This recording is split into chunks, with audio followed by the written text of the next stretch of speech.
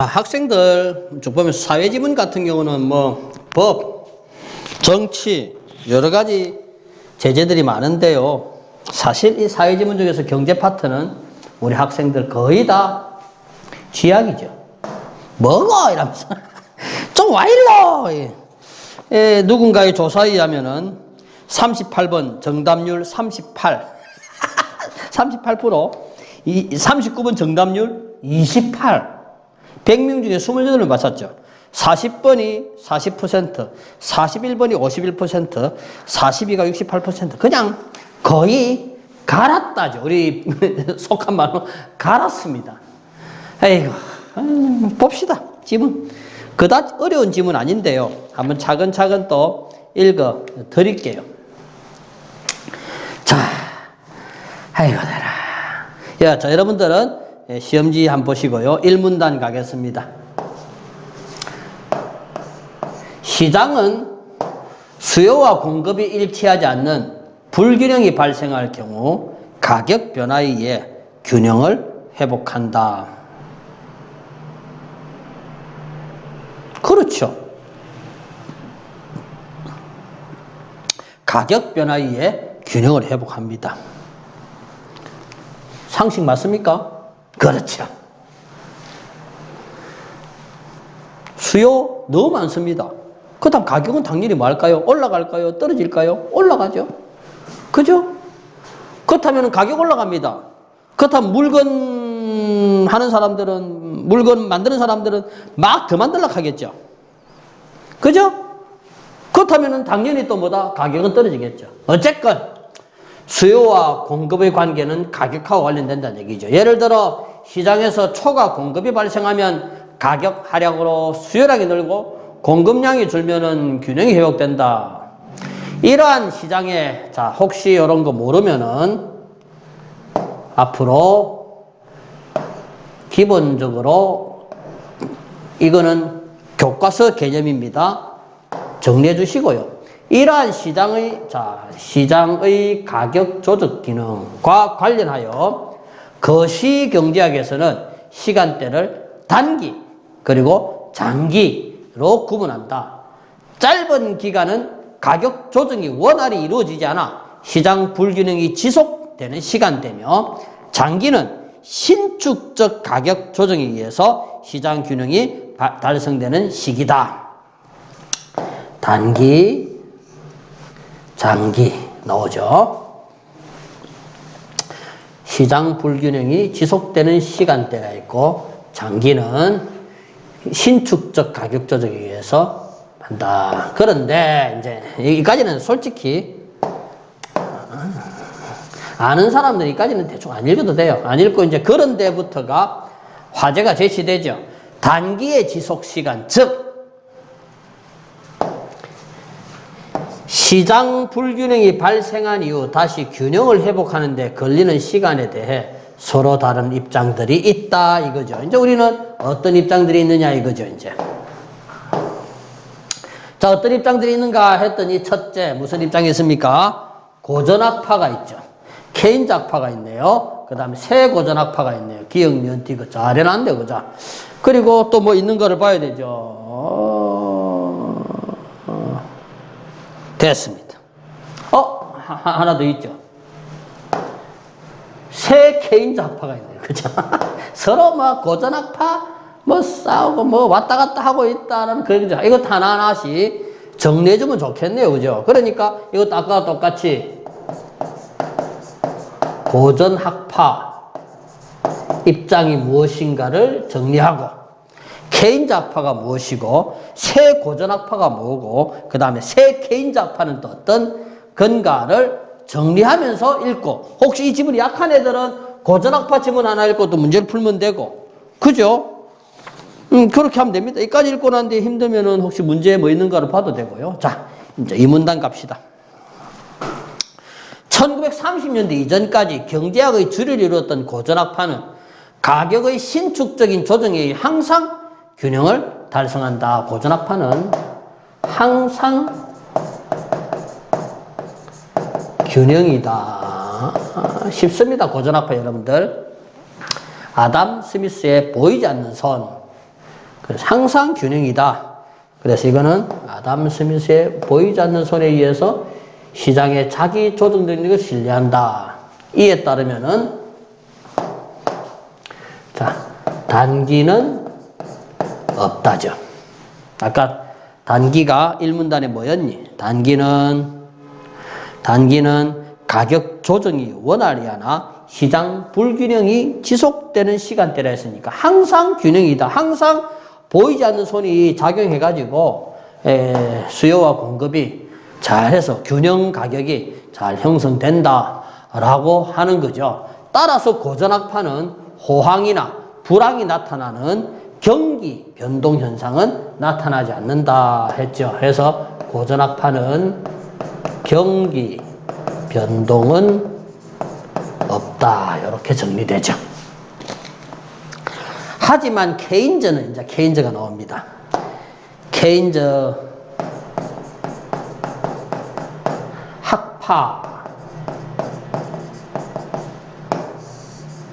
자, 케인즈는 고전학파의 주장과 달리 장기에는 가격이 신축적이지만 단기에는 경직적이라고 생각했다 이랬죠. 자, 경직적이라는 게 뭡니까? 딱딱하다는 얘기죠.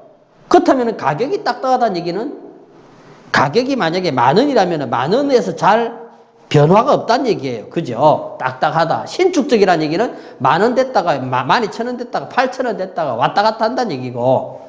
그죠? 따라서 케인즈는 가격에 대해서 장기는 신축, 단기는 경직이라 했습니다.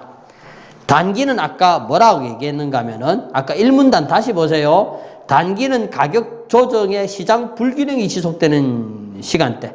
가격 조정이 원활히 이루어지잖아. 그러니까 가격이 경직적이라는 얘기죠. 장기는 뭐 내나 그런 식으로. 자, 어쨌거나 케인즈는 그렇게 얘기했고 계속 읽어갈게. 그는 오랜 경기 침체와 대규모의 실업이 발생했던 1930년대 대공황의 원인이 이러한 시장의 가격 경직성이 있다고 주장했다. 쌤 조금 앉아서 강의할게요. 힘들어요. 자, 했다. 여러분 차근차근 수업 듣길 바랍니다. 어디 읽었나?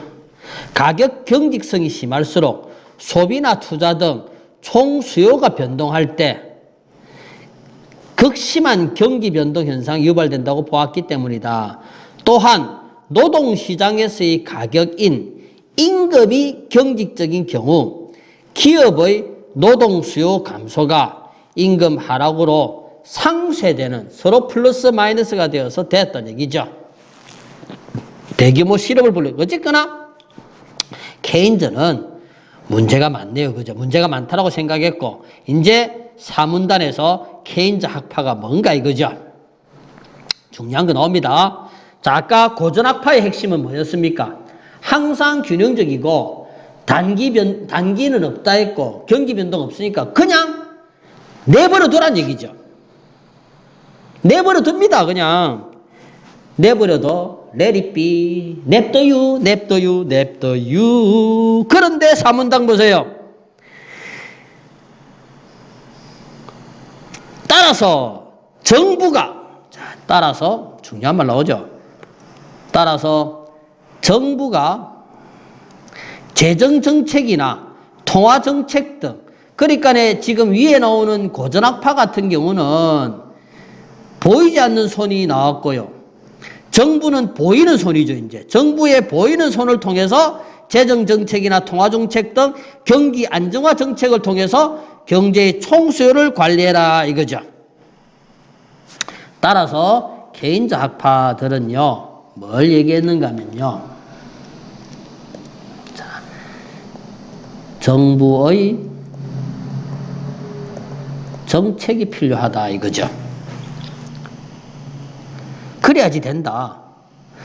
특히 1950년대 이후 컴퓨터의 발달과 통계학의 발전으로 거시 계량 모형이 개발되어 경기 예측과 정책 효과 분석에 이용됨에 따라 케인즈 학파는 정책을 통해서 경기 변동을 제거할 수 있다죠. 그래서 정부 정책은 미리 이제 정책을 짜서 예방할 수 있는 것은 뭐냐면은 과거에 이제 중요한 말 나옵니다. 뭐 컴퓨터의 발달과 통계학의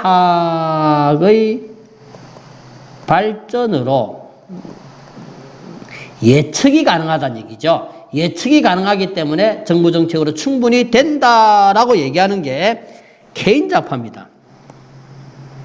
그 다음에 새 고전학파 보세요. 그러나 케인즈학파는 이후 여러 비판에 직면했다. 특히 1970년대 새 고전학파는 케인즈학파의 거시 계량 모형에 오류가 있음을 지적했다. 케인즈학파의 거시 계량 모형은 소비와 소도 랄랄랄랄랄 했는데 이러한 방정식의 개수는 자 무슨 방식이었다? 과거의 자료를 통한 통계적 방법이죠. 하지만 자 요거는 이제 갑시다. 이제 새 고전학파죠. 새 고전학파는 케인즈를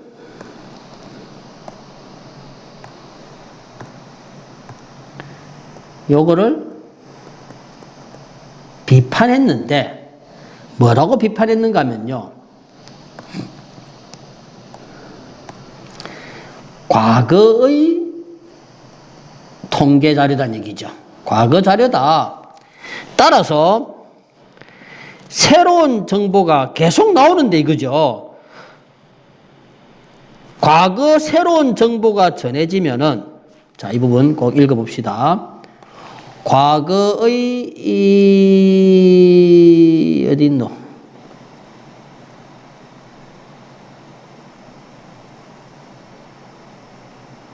자, 하지만 새로운 정보가 이거 왜 나왔노? 지워. 하지만 새로운 정보가 전해지면 경제 주체들은 뭐 소비자라도 괜찮고 생산자도 괜찮습니다. 기존에 보유하고 있던 정보에 새로운 정보를 반영하여 합리적으로 기대를 형성하고 이에 따라 반응을 바꾼다 이거죠. 따라서 새 고전학파들은 뭐냐면은 항상 새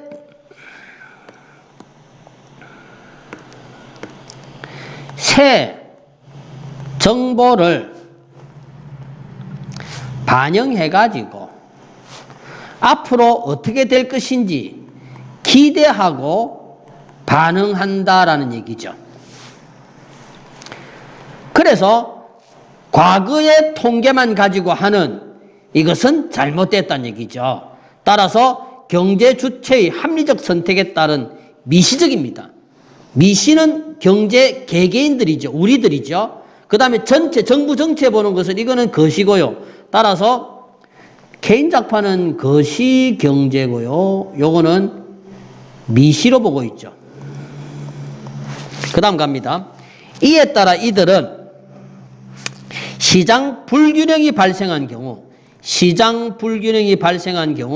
가격이 조정되는 속도는 매우 빠르다라는 고전학파를 유지하면서 경기 변동은 기술 변화다라고 하는 겁니다. 따라서 새 고전학파는 지금 뭐는 인정했다? 경기 변동은 인정했습니다. 자, 여기 중요한 게 있죠. 경기 변동은 인정을 했고요.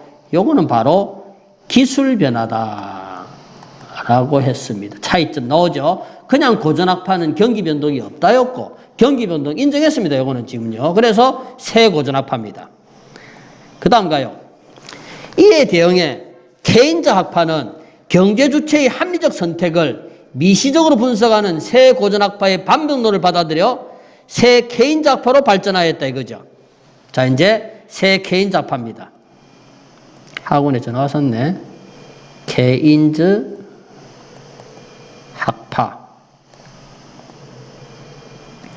자, 이 새 케인즈학파는 경제 주체의 합리적 선택을 미시적으로 분석하는 새 고전학파 이거를 받아들였습니다. 이거를 받아들였다 이거죠. 자, 그래서 새 정보를 반영하는 요거를 그대로 받아들였고요. 수용했습니다. 수용했고요. 하지만 새 케인즈 학파는 경제 주체들이 합리적 선택을 한 결과로 자, 요 수용했지만 뭐가 생길 수 있다? 가격 경직성이 생길 수 있다. 이거 중요한 말입니다. 또 왜 가격이 안 변하느냐 이거죠. 왜 그런가? 이런 가격 경직성 때문에 경기 변동이 자 이제 또 그렇기 때문에 이런 것 때문에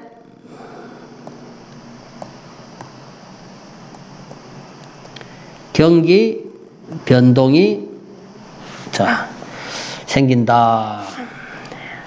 뒤에 나오는 이게 또 올라가는 게 뭐 있더라?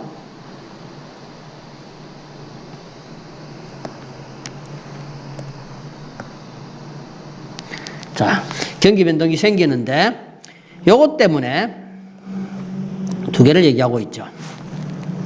메뉴 비용과 효율 임금 이 두 개를 얘기합니다. 자, 이제 봅시다. 제시문 읽으면요. 메뉴 비용 그리고 효율 임금 나오는데요. 자, 메뉴 비용이란 기업이 가격을 변화시킬 때 발생하는 유형이나 무형의 비용인데 자, 기업의 비용입니다. 기업이 제품 가격을 변화시킴으로써 얻을 수 있는 이득과 메뉴 비용을 비교하여 가격을 변화시켜. 그러니까 기업이 돈을 안 올릴 수도 있다는 얘기예요. 지금요. 어쨌거나 그 말입니다. 그래서 안 올릴 수도 있으면 가격이 경직된다는 얘기죠. 그 다음에 효율 임금이란 것은 뭐냐면은 노동자의 생산성을 유도하는 임금이라 했는데 마찬가지죠. 임금이 높을수록 노동자의 생산성이 높아진다 했죠. 따라서 기업이 높은 임금을 지급하면은 노동자들이 다른 회사로 도망 안 가고 그 다음에 일도 열심히 한다는 얘기입니다. 그래서 가격 경직성의 근거가 메뉴 비용과 뭐 효율 이용금이 있다라고 얘기하고 있네요. 자, 이제 나머지 문제들 한번 풀어봅시다. 38번. 우리가 아직까지 문제 한 개도 안 풀었네요. 자, 38번 문제 가겠습니다.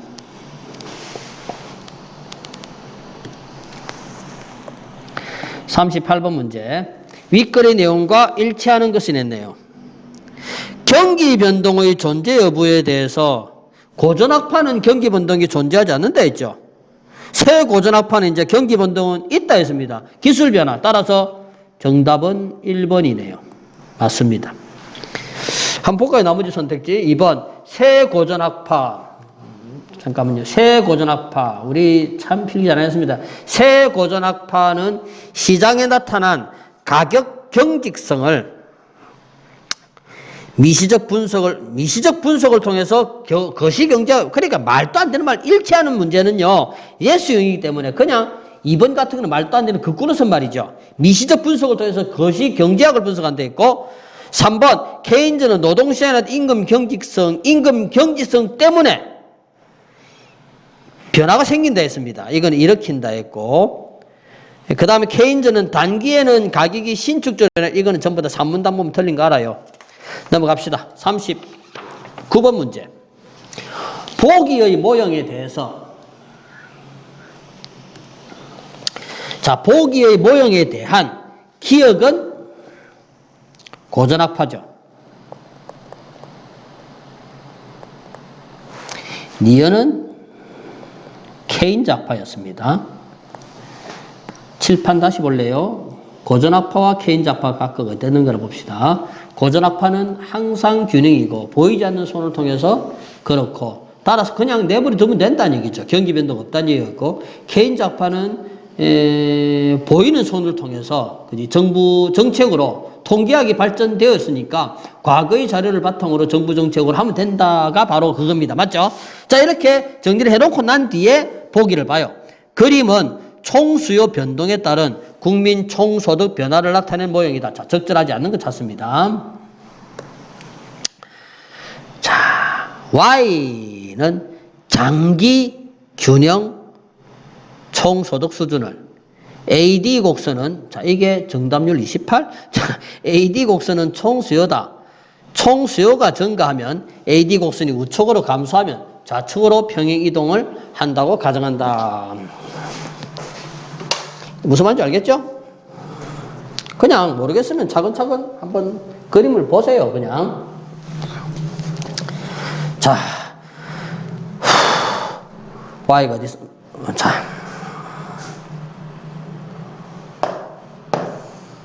자, 이거 봅시다. 총수요 변동에 따른 국민 총소득 변화인데 Y축이 여기 있죠. Y축. 여기서 요 놈이죠. 요 놈이 지금 장기 균형 국민 총소득 수준을 장기적으로 균형되죠. AD 곡선이라 했습니다. AD 곡선은 요것들이죠. 지금요. AD 곡선은 총수요를 나타낸다. 총수요가 증가하면은 AD 곡선이 우측으로 가는 거고, 요거는 증가, 그리고 요거는 왼쪽으로 가면은 감소다. 그렇네요. 가정한답니다. 예를 들어, 총수요가 AD0라 했습니다. 자, 어디 있는가 보세요. AD0는 여기 있습니다. AD0이고, 물가가 P0라 했습니다. P0는 여죠. P0. 국민 총소득이 Y 별표라 했습니다. 여기 있죠.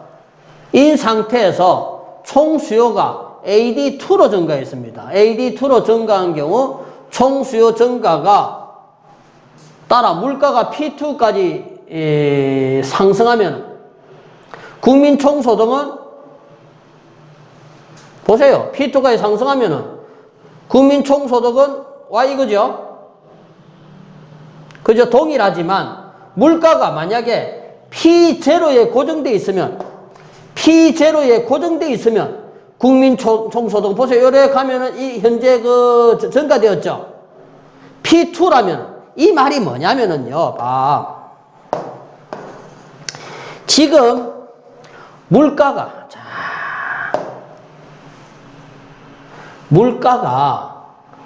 올랐어요. 그러니까 수요가 증가했잖아요. 그렇다면 가격이 올랐습니다. 그렇다면 이 가격은 보세요. 가격이 상승했습니다. 그렇다면 가격은 신축적입니까? 경직적입니까? 경직입니까? 상승했죠. 같이 올랐죠? 이거는 신축적이죠. 상승하면은 국민 총소득은 Y 별표 여기로. 그러니까 P0에서 P2로 올랐어요. 오르면은 내나 Y 별표는 그대로다는 얘기입니다. 그런데 나오죠. 이제 물가가 여기에 고정돼 있으면이라고 했죠. 그렇다면 이 고정돼 있다는 얘기는 아까 이거는 뭐다? 경직이죠. 이제 경직. 고정돼 있으면 물가 가격이 안 올랐습니다. 국민 총 보세요.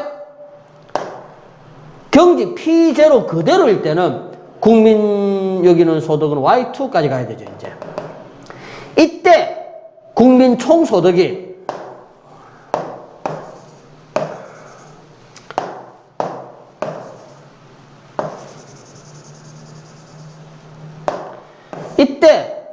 국민 총소득이 Y 별표보다 큰 경우는 호황이고, 자, 요거는 호황이란 얘기고, 요거는 불황이란 얘기죠. 자, 어쨌거나 요렇게만 가정한다 했습니다. 이제 나왔습니다. 이제. 자, 이제 다시 보세요. 고전학파는 물가도 항상 신축제라 하겠죠. 그죠? 그런데 케인즈는 이제 아니라 했잖아요. 그래서 이렇게 한다더라도 정부가 정책으로 할 수 있다 했습니다. 적절하지 않은 것 같습니다. 1번 기업. 고전학파네요. 호황과 불황은 발생하지 않는다. 즉 뭐는 없다. 경기 변동은 없다. AD 곡선이 이동하더라도 국민 총소득은 Y 별표로 항상 일정할 것이다. 1번 맞죠? 2번 기업. 시장은 항상 균형 상태에 있으므로까지 맞죠? 시장은 항상 균형 상태에 있으므로 AD 곡선이 이동하더라도 물가가 P0, 물가가 P0이면 안 되죠. 물가는 신축적으로 P2로 가야 되죠. 그죠? 이게 바로 누구다? 물가는 신축적이다. 이게 바로 고전학파였잖아요. 이거 틀렸습니다. 물가가 P0이고 하면 안 되죠. 물가는 P2로 올라가야 됩니다. 자, 그러니까 글을 읽을 때 항상 다른 쉽습니다. 기역과 니은의 해석을 했으니까 기역과 니은이 어떤 특징을 갖고 있는가를 딱 알면은요, 보기를 읽으면서 총수요 증가에 따라 물가가 P2가, 물가가 올랐구나. 물가가 신축적이구나. 이건 누구구나. 보이지 않는 손에 의해서 되었구나. 그렇게 이해해야 되고, 경직되는 것은 이거는 고전학파 입장은 아닐 건데, 이렇게 봐야 됩니다. 단지 개인작파는 경직될 걸 미리 뭐하고 예측하고 정부가 정책을 짜라 이거죠. 계속 읽어볼게요. 40번. 보기의 경제학자 갑의 정책에 대해서. 자, 보기의 경제학과 갑의 정책 제안에 대해 디귿이 할 수 있는 비판으로 가장 적절한 것 찾네요. 자, 문제가 됐습니다. 벌써 비판입니다. 비판해야 됩니다. 디귿이 뭐였죠? 세고전학파입니다. 보세요. 세고전학파. 칠판 봅니다. 세고전학파. 개인작파를 비판했죠. 혹시 보기는 안 읽었는데 개인작파와 관련될지 모르겠어. 세고전학파 비판했지. 과거에만 너무 의존했다. 새 정보를 반영하여 경제주체들은 합리적인 기대를 할 것이고 그에 따른 뭔가 행동이나 반응을 할 것이다 이랬습니다. 볼까요? 읽어봅시다. 경제학자 갑은 소득과 통화량이 늘어날수록 소비가 증가할 것이라고 가정하고요. 이를 반영하여 소비 예측 모형을 개발했다. 이미 모형을 개발했네요. 통계학 방법에서 통계적으로 분석하고 했습니다. 모형 분석 갑은 한데 봐라 중요한 게 나왔죠. 지난 10년간의 자료를 통계적으로 분석한 결과에 됐죠. 따라서 K정부에 제안했습니다. 자, 그렇다면 경제학자 갑은 무슨 학파입니까? 개인작파죠. K국 정부는 했다 이거죠. 그랬더니 2020년 4월 1일에 현재는 2020년 3월 10일이며 K국은 12월 31일 정보를 가지고 일하고 있습니다. 자, 그러니까 비판은 뭡니까? 옛날 거란 얘기죠. 옛날 자료인데 시간이 안 맞다는 얘기인데 1번 K국의 확장적 통화정책이 2010년 경제 주체들이 새로운 정보를 반영해가지고 뭔가 한다 했죠.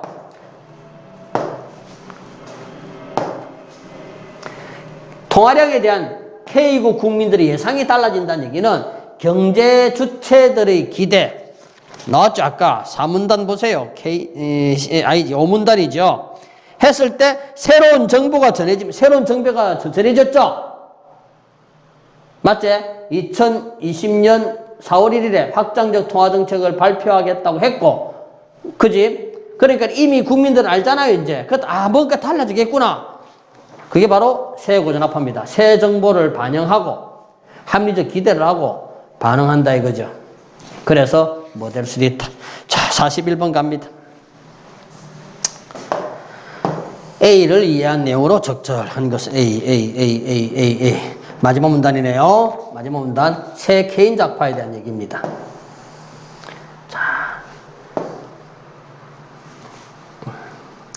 가격은 경직된다. 경기 변동이 있고 메뉴 비용과 뭐에 따라서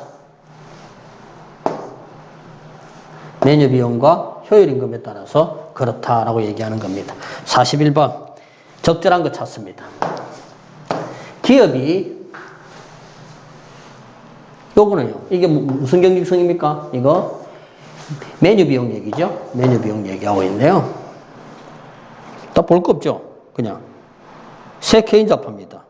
제품 가격이 메뉴 비용이고 임금이 바로 효율 임금 아닙니까? 그러니까 이 글에 있는 거 그대로 찾으면 돼요. 가격 경직성이 나타날 수 있다. 됐네요. 정답 1번이고요. 42번 정답 4번 넘어갑니다. 이거는. 자, 이렇게 해서 독서 지문은 끝났습니다.